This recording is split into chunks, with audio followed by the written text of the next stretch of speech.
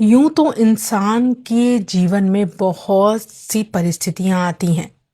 कुछ आपके पक्ष में, कुछ विपरीत।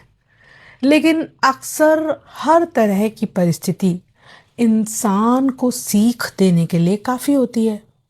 अब ये एक व्यक्ति की सोच पे डिपेंड करता है, उस पर निर्भर करता है कि वो उन परिस्थितियों से, चाहे वो उसके पक्ष में हो या विपक्ष में, कितना सीख पाता है, कितना सकारात्मकता के साथ सीख पाता है।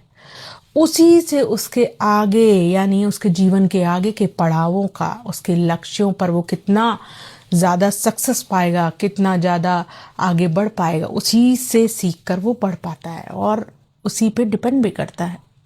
तो राधे राधे दोस्तों, कैसे हैं आप सब लोग। मैंने अपने इंस्टाग्राम, यूट्यूब और व्हाट्सएप के लिंक शेयर कर दिए हैं टाइटल और डिस्क्रिप्शन में। कृपया इन लिंक्स को कॉपी करके दूसरों को पेस्ट कर दीजिए, यानी कि शेयर कर दीजिए, और क्लिक करके इनको लाइक कीजिए, सब्सक्राइब कीजिए और फॉलो करना मत भूलना। टाइटल और डिस्क्रिप्शन में है यूट्यूब के और व्हाट्सएप और इंस्टाग्राम के लिंक, कृपया चेक कीजिए।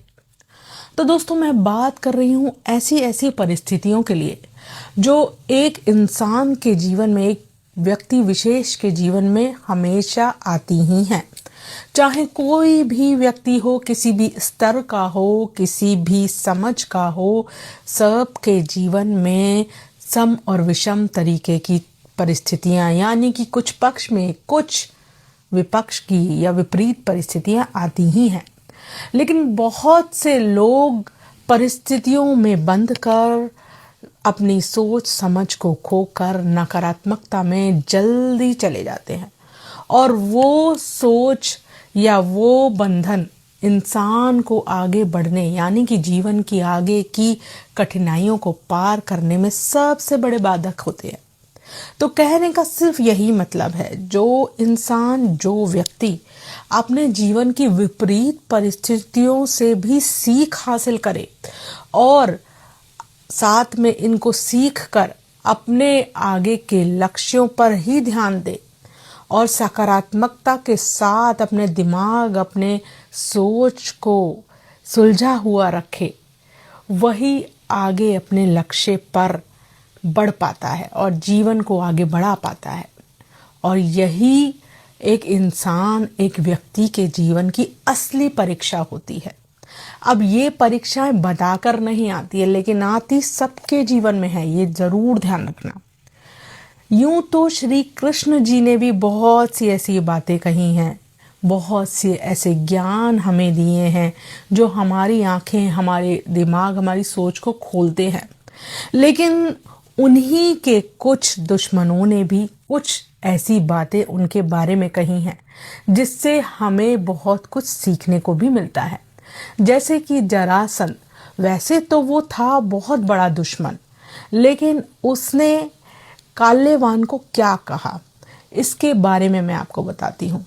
जरासंध दुश्मन होते हुए भी काल्यवान को सिर्फ एक ही बात बोलता है कि जो पूरे सेना में, चाहे कितना भी युद्ध हो रहा हो, चाहे लोग कितने भी गुस्से में हो, चाहे परिस्थितियां कितनी भी विषम हो, लेकिन जो पूरी सेना में युद्ध के चलते हुए भी बहुत सुंदर मुस्कुरा रहा होगा ना, वही श्री कृष्ण जी हैं।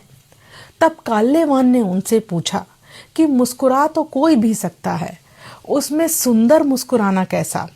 मैं कैसे पहचानूं श्री कृष्ण जी को, क्योंकि मुस्कुरा तो कोई भी सकता है।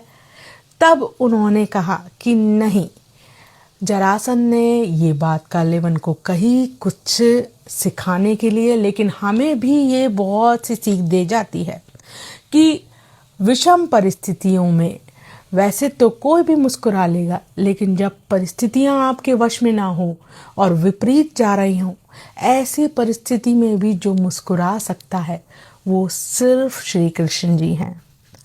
नॉर्मल व्यक्ति, आम इंसान विषम परिस्थितियों में कभी मुस्कुरा ही नहीं सकता।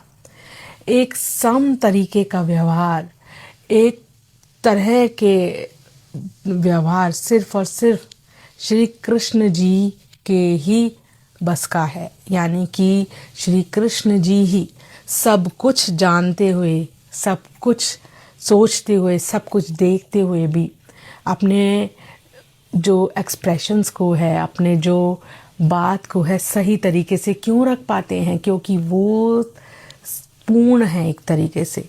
और पूर्ण होना इसका मतलब उनके ऐसे व्यवहार से हमें बहुत कुछ सीखने को मिलता है। कोई ज़रूरी नहीं है कि हर बात में, हर चीज़ में, हर विषम परिस्थिति में एक व्यक्ति को, सामने वालों को, विरोधियों को सिर्फ और सिर्फ एक हाइपरनेस दिखानी पड़े या एक क्रोध ही जताना पड़े। मुस्कुराना भी या अपने दिमाग को सुलझा रखना भी एक बहुत बड़ी कला है। और हमारे श्री कृष्ण जी हर कला में पूर्ण है। और ऐसे पूर्ण कलावान श्री कृष्ण जी से हमें बहुत कुछ सीखना चाहिए, जिससे कि ज़िंदगी की परीक्षाओं को, ज़िंदगी की विपरीत परिस्थितियों को हम ज्ञान उनका ले पाएँ और उनसे अपने आप को उभार पाएँ। हर परिस्थिति आपको झुकाने नहीं आती, हर परिस्थिति आपको हमेशा एक सीख देकर जाती है।